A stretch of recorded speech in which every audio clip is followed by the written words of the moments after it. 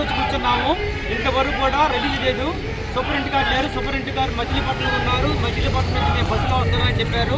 ఇంతవరకు రిలీజ్ చేయలేదు సార్. ఇది ఇల్లీగల్ కస్టడీ. ఇది ఇల్లీగల్ కస్టడీ కా sir. He has to come. ఆయన రావాలి కదా, ఆయన కంపల్సరీ రావాలి కదా సార్. జైలు సరిపోతుంది. కా సార్, మా డౌట్ మాకుంటాయి కదా. మా డౌట్ మాకుంటే ఎందుకు రిలీజ్ చేయలేదు? ప్రొసీజర్ ఏంటి సార్? ప్రొసీజర్ 6:30కి రమ్మన్నారు సార్. సార్ రండి కొంచెం, మీరు కూడా ఇక్కడ రండి కొంచెం సార్.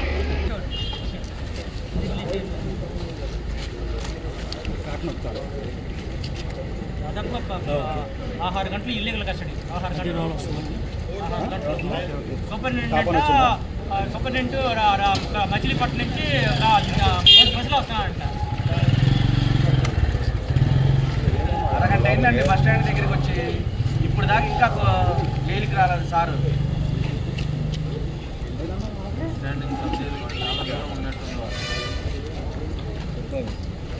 అది చెప్పేదానికి ఇక్కడ జరిగేదానికి పొంతం లేకుండా ఉంది. విజయవాడ పూజి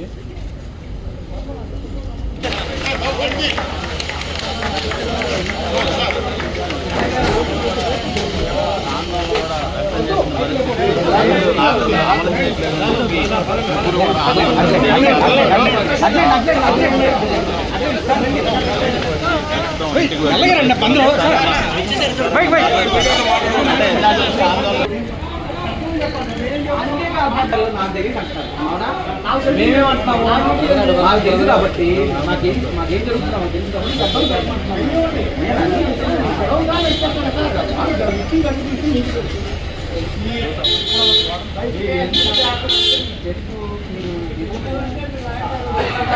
కావాలని చేస్తారో మీకు తెలుసు.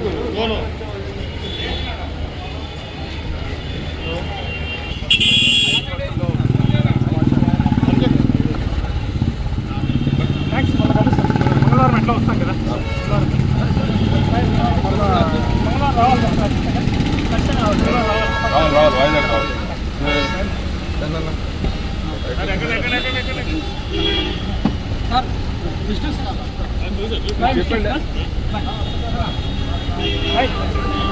Thanks to all of you.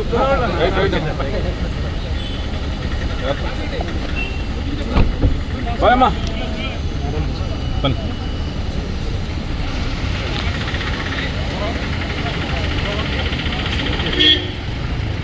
తప్పండి, మీరు అక్కడ తప్పండి.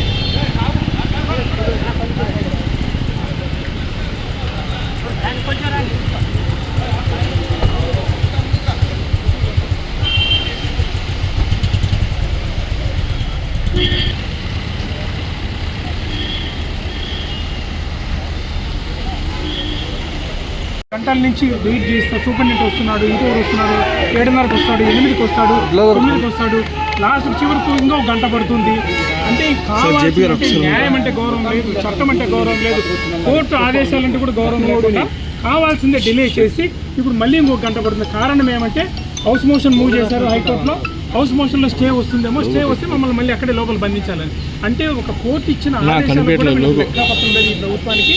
అంటే న్యాయం అంటే గౌరవం లేదు, చట్టం అంటే గౌరవం లేదు. రాత్రి 6 గంటలకు ఆర్డర్ ఇస్తే ఇప్పటి వరకు మమ్మల్ని రిలీజ్ చేయకుండా మేము ఇప్పుడు గొడవ చేస్తే అప్పుడు రిలీజ్ చేస్తాం. ఇప్పుడు విడుదల చేయడం కారణం ఏంటి సార్? ఆందోళనతోనే చేశారు.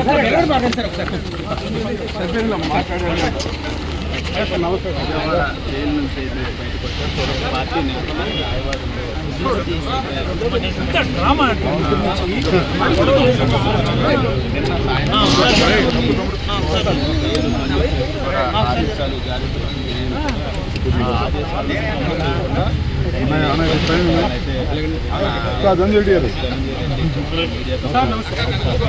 మేము ఉదయం నుంచి కూడా